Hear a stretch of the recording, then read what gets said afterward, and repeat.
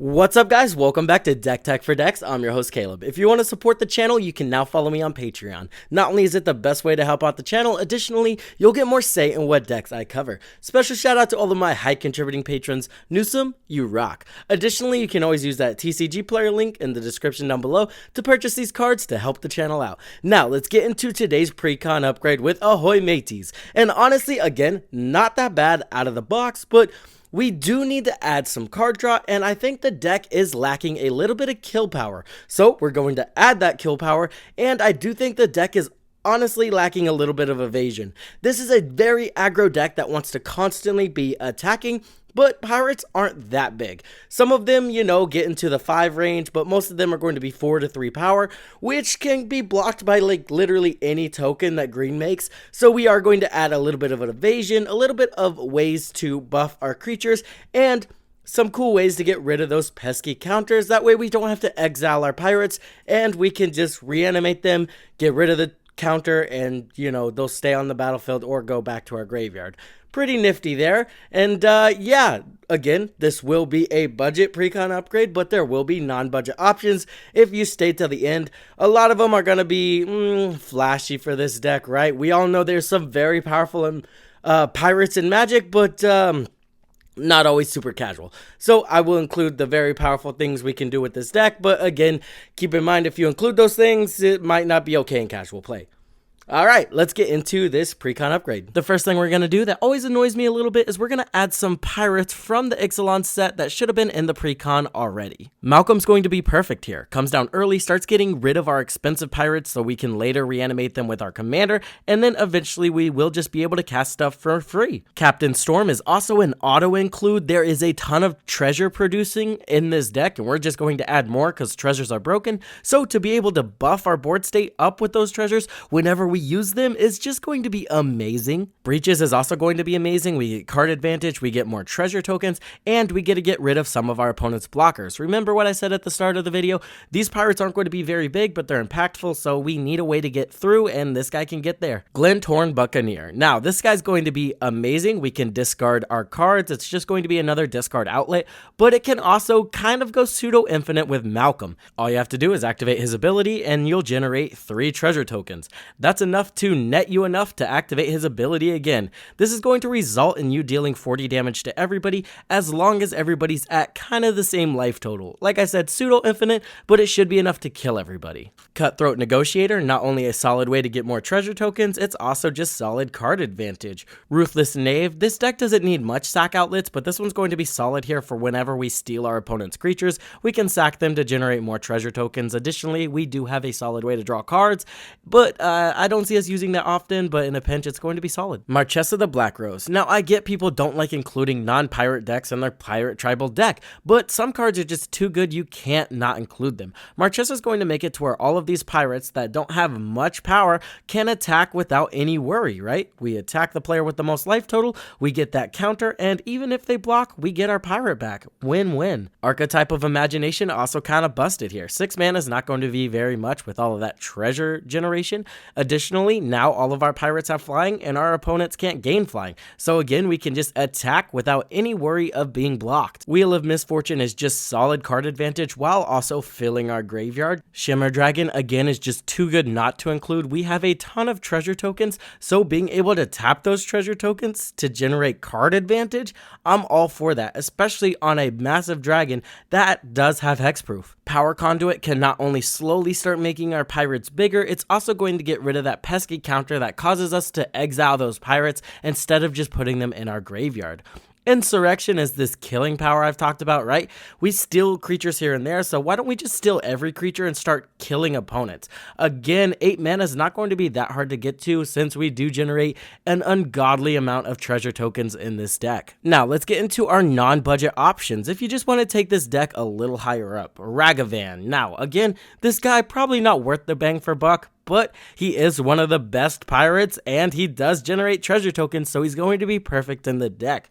Dockside Extortionist, again, we probably don't have a way to really abuse him in this deck besides sacrificing him and him re-entering the battlefield and just getting a ton of mana, but this guy is one of the most powerful pirates, so you could definitely slot it into this deck, but some people argue if it's casual or not. It's probably going to be casual in this deck, again, since we don't have a super efficient way to abuse this guy. Professional Facebreaker, we're generating a ton of treasure tokens. Notably, people do misread this card. This can net you up to 3 treasure tokens a turn as long as you attack and deal damage to every opponent. Very important. That's why Grim Hireling is also extremely busted. This can net you up to 6 treasure tokens as long as you're dealing damage to every opponent.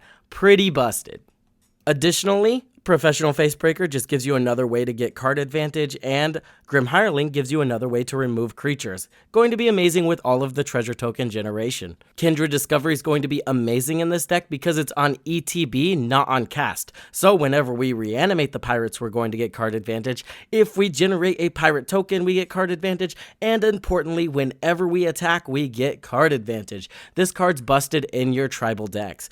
Door of Destinies, another solid way to continuously buff our pirates because, again, they're not very big, so having a way to buff them up or give them evasion is going to be important in this deck. Buried Alive, our commander cares about reanimating pirates, so now we can throw our most impactful pirates in the graveyard. That way our commander can easily reanimate them. Moving on to cuts, I cut Spectral Sailor and Departed Dockhand. The bang for buck just really isn't there for me. There's just a lot more impactful pirates we could be playing. Don Andreas 100% deserves his own deck. I can't stress that enough.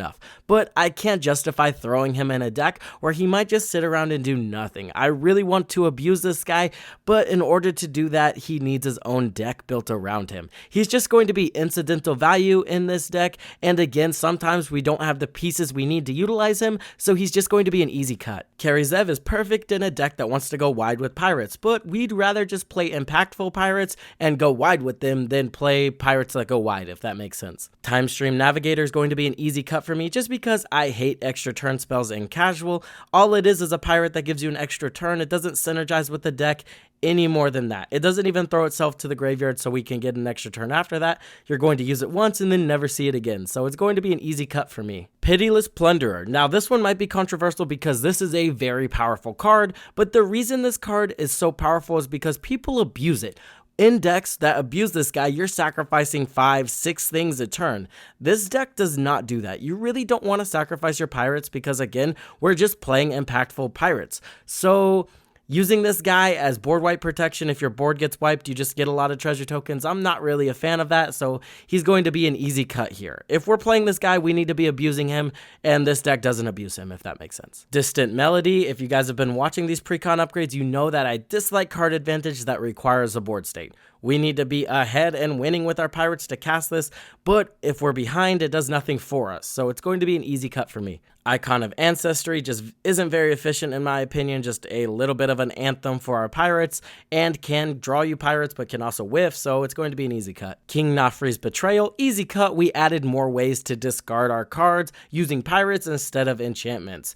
Rakdos Charm, never really been a fan of this. It is kind of flexible. You can get the cool win off of it, but besides that, I'm not a big fan. Commander's Sphere. We are generating a ton of treasure tokens, so it's just going to be solid to cut this. We have way more efficient ramp. We're cutting a land. We don't need it. A lot of this deck is low to the ground. I think the average CMC of the deck is like 3 or something, so we don't need to run 37 lands in this deck. Moving on to our non-budget cuts, we are cutting more pirates, but we do have over 30 in the deck, even with all of the cuts, so the tribal synergies are still looking solid. No worries. Courser Captain's going to be a solid cut. We're just adding more efficient cards that buff up our creatures, so he's going to be easy to get out of here. Daring Saboteur, we're adding more ways to discard cards, more efficient ways to draw cards, so she's going to be an easy cut. Enterprising Scallywag, he's one of the least efficient ways to create treasure tokens, so again, solid cut here.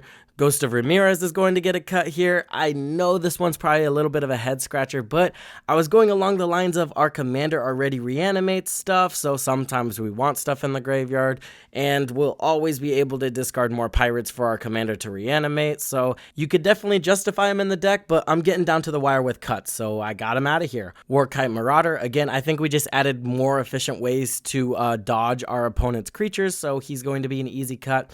Zara. This one is kind of very expensive and you might not get guaranteed value out of it, right? There's 3 opponents. If you choose an opponent without a creature in their hand, it's just not there, and Also, as soon as you cast this girl, people are incentivized to get the creature cards out of their hand as fast as possible. So again, I kind of just think this girl might be very prone to whiff. Last but not least, we're axing Prismari command. If you guys have any ideas to upgrade this deck, leave them in the comments down below. It's just going to help the community build a better deck. That's going to do it for the Precon upgrade, guys. Thank you for watching. Again, I did do all of the other 4 previously, so if you enjoyed this Precon upgrade, you can go watch those ones. All of them are a very similar format of budget, non-budget includes, and I go through all the cuts, justify them. Some people may not agree, but hey, it's all opinion based, and like I said, as long as you can grab something for the video, I think I did my job. So with that being said, thank you for watching. I would like to thank my patrons again, especially my high contributing ones,